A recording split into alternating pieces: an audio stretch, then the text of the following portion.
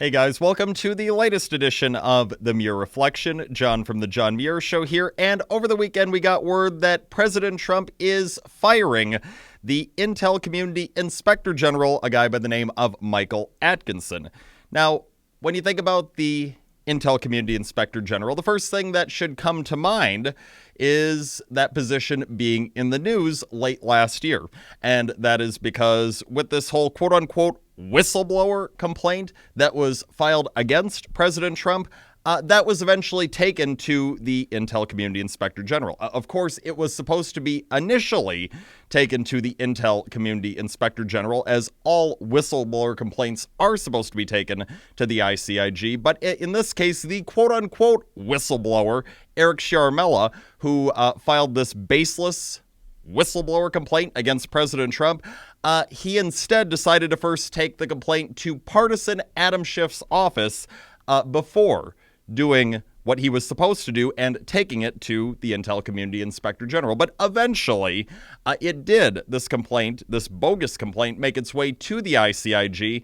And at that time, what happened? Well, you might remember that at that time there was a change to the requirements for a whistleblower complaint, because up until this time, there was a requirement that any whistleblower complaint that was made had to be from an individual who had first-hand knowledge of the alleged offense that had taken place. Just a few days prior to Sciaramella's quote-unquote whistleblower complaint being accepted, the rules were changed to say you no longer need to have first-hand knowledge of the alleged offense for the complaint to be accepted. Now, I wonder why it is that after all of this time of this standard being in place, saying that you need to have firsthand knowledge of any alleged offense in a whistleblower complaint, I wonder why after all this time of that being the standard, all of a sudden just a few days prior to this quote-unquote whistleblower complaint being lodged against Trump, the standard was changed. The requirements were dropped, and now all of a sudden you don't need first-hand knowledge for the complaint to be accepted. Well, maybe, just maybe the reason for that is because there were some very powerful individuals who have it out for our president and decided, you know what, we want to take this guy down by any means necessary, not because there's a legitimate reason to, not because the guy's actually done anything wrong, not because he's engaged in any impeachable offenses, committed any crimes, nope, simply because us, these powerful non-elected officials, hate him. For that reason, we want to take him down. So you know what? Let's drop the standard. Let's drop the long-standing standard and say, nope, now we're going to accept whistleblower complaints that do not contain first-hand knowledge of the alleged offense, because Sciaramella in his complaint did not have first-hand knowledge of an alleged offense. It was a bunch of hearsay that he was parroting.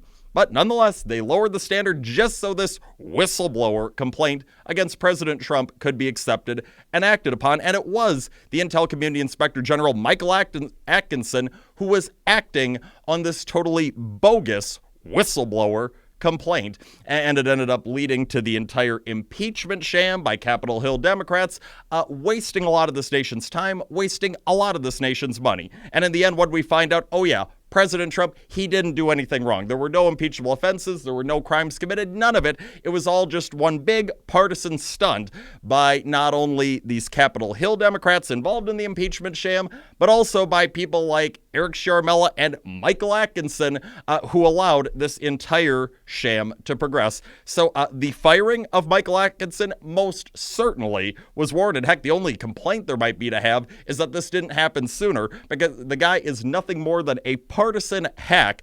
He never should have been the Intel Community Inspector General in the first place, and he most certainly cannot be trusted to do a decent job as Intel Community Inspector General going forward. So hats off to President Trump continuing to keep yet another of his terrific campaign promises, and that is to drain the swamp. And people like Michael Atkinson, make no mistake about it, they are the swamp.